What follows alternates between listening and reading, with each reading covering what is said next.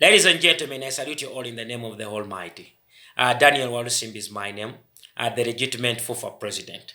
I would like to welcome you once again to our episode 8 of the Football in Captivity series. I hope you will still find it so interesting, enlightening, and educative.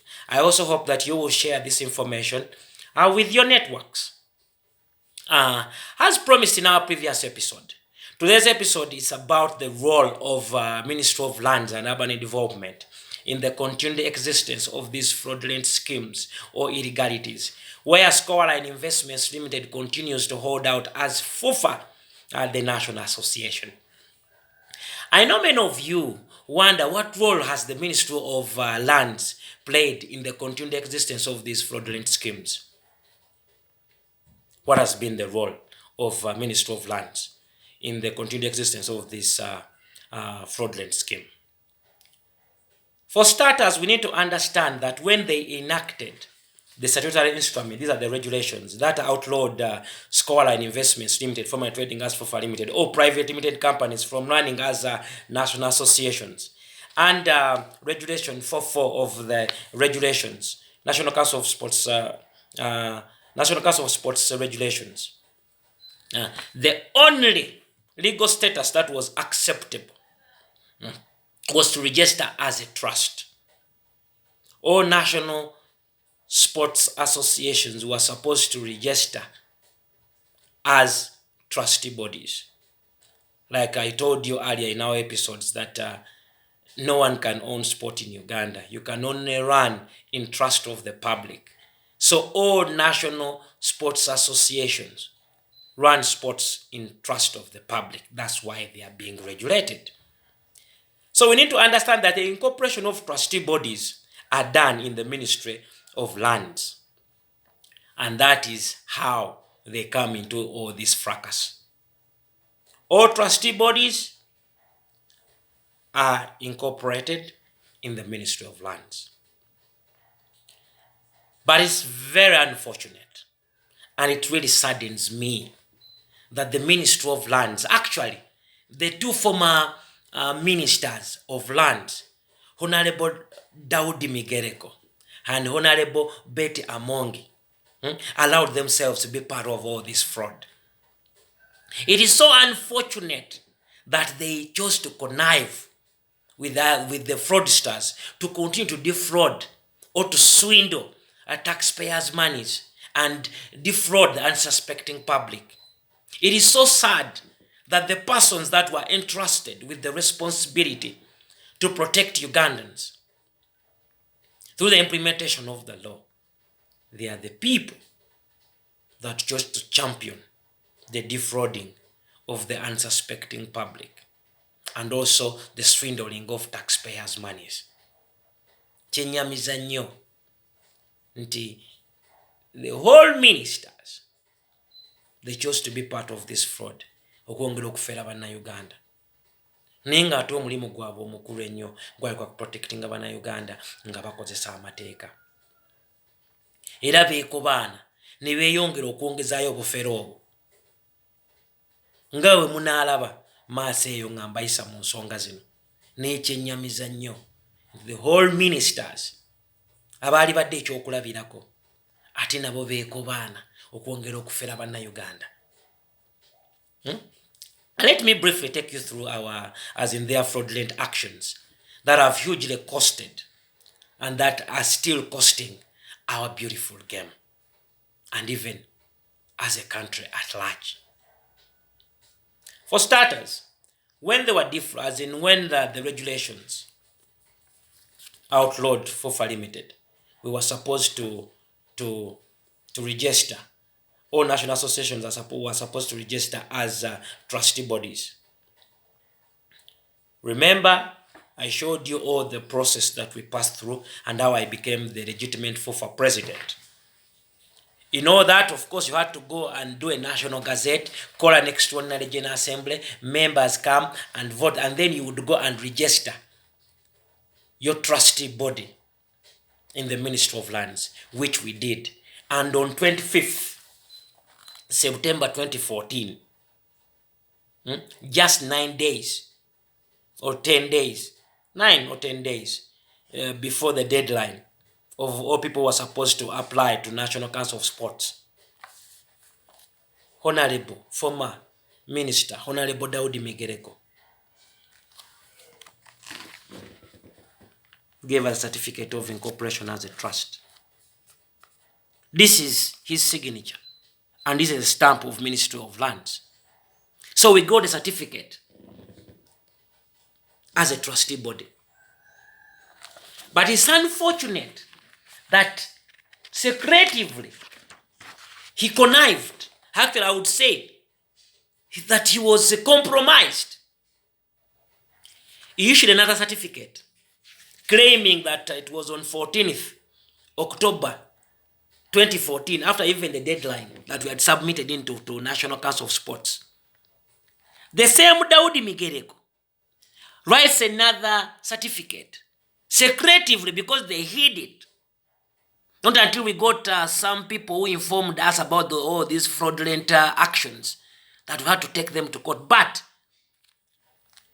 he wrote another letter or certificate of cancellation of our first certificate, claiming that FUFA Limited had written to them, and actually they already had the legal status and they didn't need to be incorporated as FUFA, the trust. Actually, I would want even to read that statement here, but I read it in our previous episodes. He was like, whereas on the 25th day of September 2014, a certificate of incorporation was granted to the trustees of the body or association of FUFA upon the condition referred in the certificate. And whereas an application dated 3rd October 2014 attached here too has been made by the Federation of Uganda Football Associations Limited, FUFA Limited, for an order under Section 15 of the above mentioned Act for reasons set out in the application, notably for cancellation of the certificate of incorporation issued to the said trustees. He said, Ranika, Chris Ranika, Dr. Abanaba Musonge, and Asani Mutasa, as they are not known to them as members, and they have never been authorized to do so. Secondly, they are registered as a company and therefore already have a corporate status. A minister fraudulently writes another certificate, cancelling our certificate, on grounds that FUFA Limited wrote to them, and they already exist. They already have a corporate status as FUFA Limited, and we have never got such authority from them. A whole minister does not understand that FUFA Limited is governed under the Companies Act. The FUFA, the trust, is governed under the Trustee Incorporation Act. A whole minister does not understand that another corporate body cannot cause a dissolution of another corporate body. I would think a person to the level of the minister, I would think would understand that this practically, legally, or even just thinking about it, it does not add up. But nevertheless, Honorable Daudi Megereko wrote such, saying Scholar and Investments Limited, formerly trading as FUFA Limited, by the time they wrote this, that he had to cancel our certificate as FUFA the trust because FUFA Limited did not know us. That's how sad it is, and that's how, I don't know. I don't even know how to term this, because every statement that I use, I would think it is an understatement to this. Of course, they hid this. They knew whatever they were doing was fraud. But luckily enough, we were tipped off. And actually, somebody called the minister about this and he denied it. He said he was not aware of all this. But they backdated the date of the certificate. But anyway, we took them to court. Taking them to court, they rescinded our certificate. Later on, they were saying that the ruling had a mistake. That instead of the minister, they typed ministry. But nevertheless, we still went to court. And as I speak right now, all these cases are still there. So, by this time, Scoreline Investments Limited, former trading as FIFA Limited, was claiming that for them they already have a legal status, and they were trading on the card that that FIFA does not allow the incorporation of trustee bodies run as national association, that it was contravening with the FIFA statutes, which we proved beyond reasonable doubt. And actually, everybody here, I can authoritatively tell you that FIFA does not have any mandate when it comes to the national laws. It only has to accept what the laws of Uganda say. Anyway, from there, by that time, they were still trading as Scoreline Investments Limited, and they were still claiming that the incorporation of FIFA, the trust, was against the FIFA statutes, which was not true, and it was proved. Later on, they came to realize that the only way they could be in line with the law when they acquire that legal status, which they wrote clearly that they didn't need it. They were already a corporate body FIFA Limited. But remember, just even coming from one legal status to another, there is a process, and the process is very clear that one has to dissolve if it's to get from one legal status to the other, which was a dilemma to them because there was no any way they could dissolve themselves. So they chose to connive with the people in the Ministry of Lands to see how they can get that certificate and hoodwink the whole unsuspecting public that they had already become FIFA the trust. So how could they do that? Or how could they pull off that impossible stand? Of course, they had to go the fraudulent way. And you know what they did after this? They used National Council of Sports to help them, like we showed that National Council of Sports was part of all these fraudulent schemes, to see how they can help them acquire that legal status. But remember, Ministry of Lands committed itself that FIFA Limited was existing, that they could not issue another certificate of incorporation, and that's why they tried to cancel our certificate. Now, National Council of Sports tendered in FIFA Limited documents to help them acquire that certificate of incorporation. And this is what the Ministry of Lands replied to National Council of Sports. I want to repeat it again here in this episode, but I read it in the previous episodes. To the General Secretary, National Council of Sports, this was written on 16th August 2016. You can imagine, 2 years after. It's like, application to register Federation of Uganda Football Associations, FIFA, as a trustee body.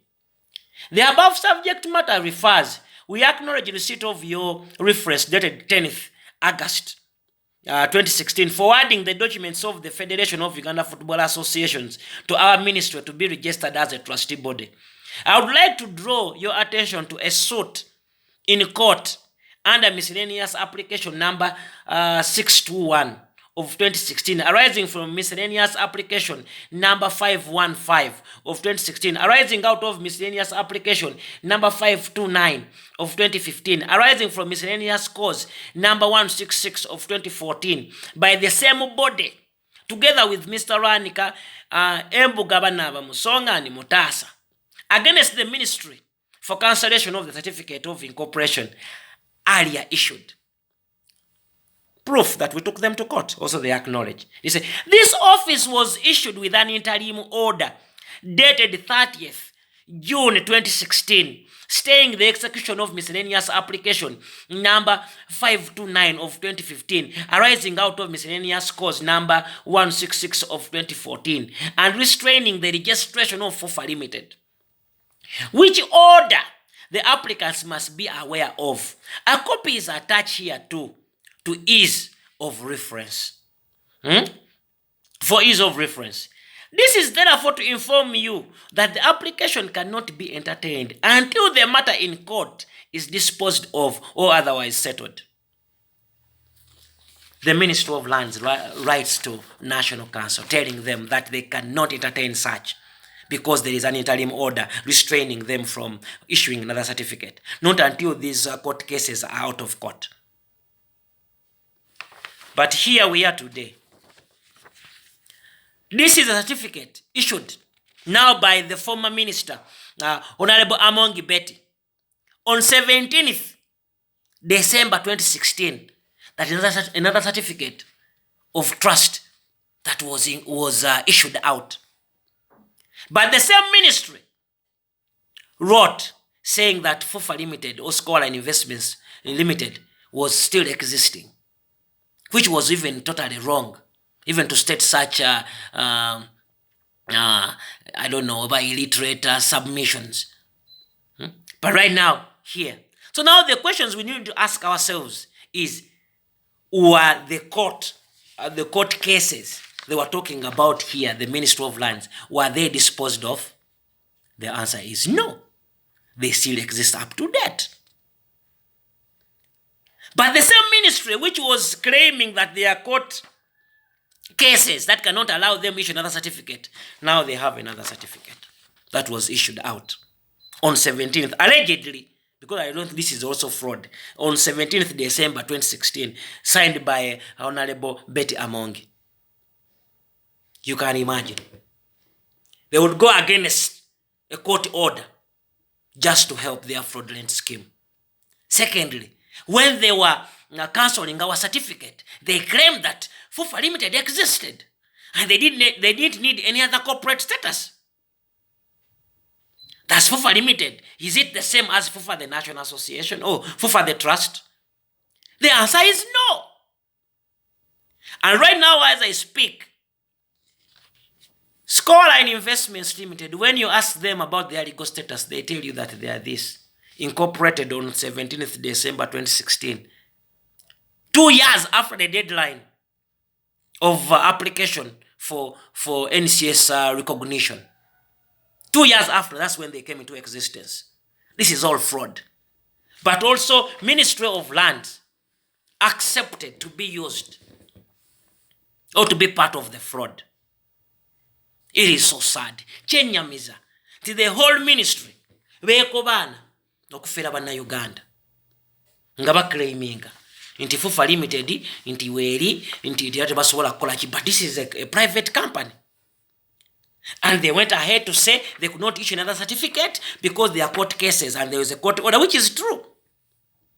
But they go ahead after against the court orders and they issue another certificate, claiming Ntinga 17 December 2016, another FUFA came into existence. But remember, the application for recognition was, as in the deadline, was 2 years on 4th October 2014. This is Uganda for you. The people who are supposed to be role models, the people who are supposed to protect Ugandans, they were conniving also to defraud Ugandans. It is so sad. Very sad. But anyway, like I've always told you, that when you're privileged to know, then taking action becomes a responsibility. But to us, it is not even just a responsibility. It goes beyond that. Because football is our livelihood. And it's the only life that we know. So we are determined to use everything at our disposal to see that we save our families. Like anyone would do the same if their family was under attack. So the only way we can sleep safe and sound in our beds is only when our football family gets the justice that it deserves. We have engaged all the authorities. We are in the court. We are very sure that justice will prevail at the end of the day. Yes, the truth might be slow, but trust me, it always reaches its destination. So, we are here very determined to save our families. But it's so sad that the people that were entrusted with the responsibilities, they are the same people defrauding Ugandans. So you should know that the Ministry of Education the Ministry of Lands, as we speak right now, is holding, or it held, a fraudulent